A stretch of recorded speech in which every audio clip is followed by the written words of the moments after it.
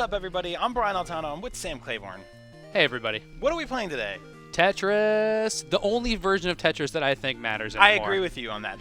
Now, Tetris, if you're young, Tetris is the Angry Birds of our generation, which means this is a game that literally everyone in the world wanted to play or was playing at the same time. And I don't just mean gamers. I don't just mean people who are excited about video games. I mean everybody. Adults on trains and planes wearing business suits, classy businessmen, mothers, daughters, friends, cousins, neighbors, everybody. Parents would be like, so you're into these video games, huh? What do you think of this new Tetris? What do you think of Tetris? It's the first time I ever talked to an adult about a video game.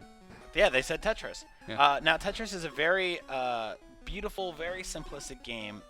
Came from Russia, and was created by a man named Alexei Pajitnov. Yeah, who you've met, right? I did meet him. I met him as well this summer. You met him in an elevator or something, right? I met him at a bar. Oh, at a bar. That's right. You guys got drunk. We That's took awesome. shots together. It was very interesting. So as you can see, Tetris is a game about blocks that fall from the sky inexplicably into Soviet Russia, and the player is tasked with stacking them up in an arrangement that makes sense enough for him to clear the lines out. And the only way to do that is to basically leave yourself some space so that there is never a hole missing in your line of blocks. You want a full, complete horizontal line of blocks from left to right or right to left. And I'm a simple man, Brian. Yeah. Sometimes I'm good at Tetris, sometimes I'm not. Yeah. Let me point out, though, that all this is not why Tetris was popular. It was popular because it shipped with the Game Boy, and the batteries lasted for freaking ever. Yeah. And if you had one game and you had a desert island and a Game Boy, you could play this for like 8 hours of your desert island life before you even died of dehydration. Yeah, quite literally. Now, as you can see, Sam's using a technique here where he is stacking everything to one side, hoping for the most coveted block in Tetris, which is the line block. It's just one vertical line. That's it. Now, obviously, there are ways around it. Now, Tetris is a very fickle game because you are at the whim of the Tetris gods. That blocks in the lower corner tells you what you're getting next, and that's pretty much all you have to work with. Yeah, now, in newer Tetris games, they've given you the ability to, can I make this? To stock up or see way ahead what blocks you have, and they've given you the ability to twirl. And actually, in Japanese versions of Tetris, once you have your piece down, like against the ground. Sega actually released an arcade game version of Tetris. Did you know that? In that version, which Japanese players know, you can twirl your piece once it touches down, and American players are like, that is so blasphemous and horrible. But people in Japan are like, no, that's how it should be. So this wasn't as popular there. Now Tetris has spawned thousands of sequels and spin-offs. I'm one of the people that's very much a Tetris purist, right? You give me this version of Tetris, this is the only version of Tetris that matters, just like you said earlier. Well, the music alone, right? Yeah, the music alone, the presentation. I think it's like, it was also like, it didn't matter that the Game Boy could only do black and white because you didn't need much more for a game of this look how carefully they designed it so you could work around black and white. And we should say green on green. Yeah, green on green. So we're playing original Tetris kart on the Retron 5, but which allows us to play this on a HD TV. But I've never seen it look this drab. Actually, it looks really cool with the weird, snotty green colors of the Game Boy. Yeah, absolutely. Now, you run into a lot of very interesting predicaments while playing this game, one of which is you will create these sort of triangular stacks, and they'll give you a square block. And you'll be like, I'm screwed. Yep. And there's a very real thing that happens while playing Tetris, which is, you... derp. Stuff like that. One dumb move screws up the entire thing. Oh, gosh. And also, this game... I'm in damage control now, Brian. This game really messes you up mentally.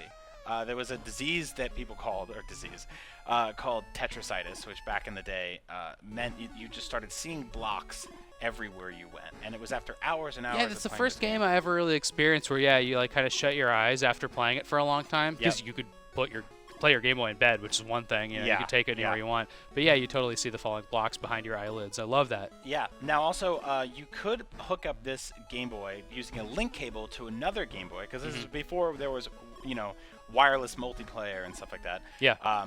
And obviously you couldn't play online, but if you and a friend were in the same room, you could connect your link cables, play against each other, and Tetris became two-player, where each got your own screen. And things changed a little bit then.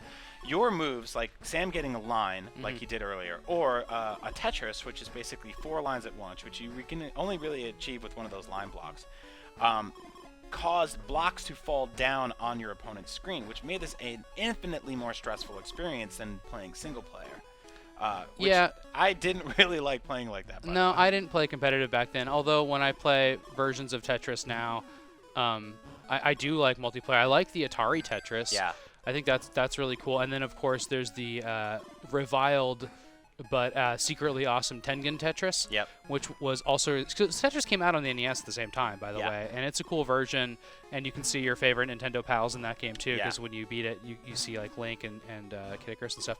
But the Tengen version was an alternate version of Tetris released for the NES and then recalled because there was licensing conflicts between the owner of Tengen, which is Atari, and Nintendo.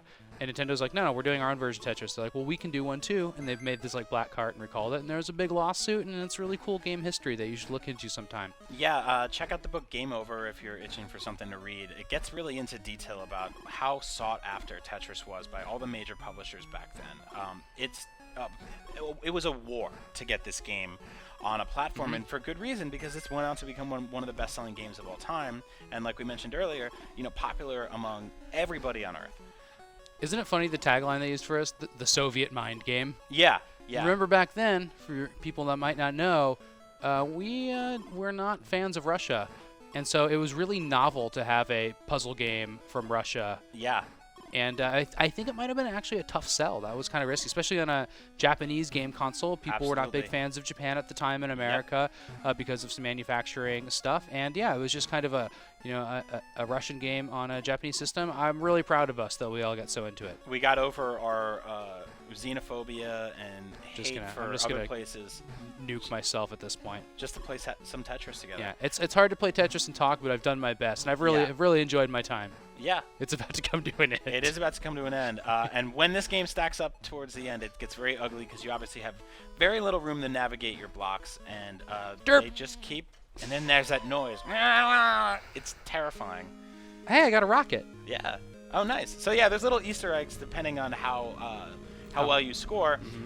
Rocket ships. There's Russian dancers that come out and stuff like that. So yeah, this is Tetris for Game Boy. It's available on pretty much everything ever made with a screen can play Tetris. Yeah, I had it on my calculator in high school. But this is the OG. This is the original. This is the one we love the best here. Absolutely. So for all things Tetris and some of our favorite Nintendo games of all time, just going through their history, keep it locked right here to IGN.